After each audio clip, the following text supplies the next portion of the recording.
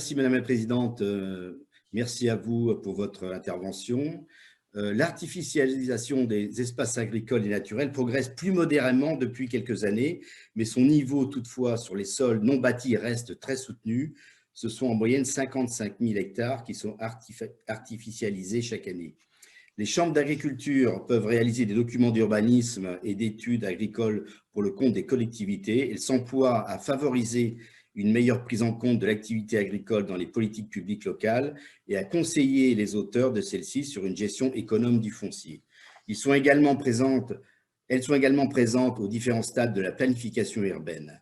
Parmi les articles de la loi Climat et Résilience adoptée hier, l'article 48 concerne la division par deux du rythme d'artificialisation des sols. La répartition des terres artificialisées est la suivante. Le réseau routier, 24%, l'habitat, 42%, le bâti agricole, 8% et 14% vont au service des infrastructures.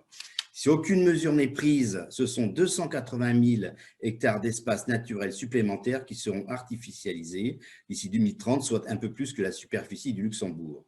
Les effets des réformes de lutte contre l'étalement urbain et les objectifs d'une moindre consommation de foncier sont encore peu perceptibles.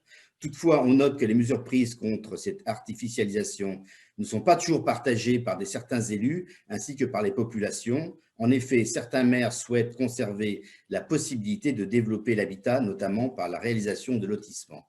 Aussi, Monsieur le Président, quel autre moyen pourrait-on mettre en place pour inciter à une véritable recentralisation des logements au centre-bourg ou centre-ville? Et enfin, comment convaincre les nombreux Français désireux de devenir propriétaires d'une maison individuelle avec jardin en bordure de centre-ville? Je vous remercie.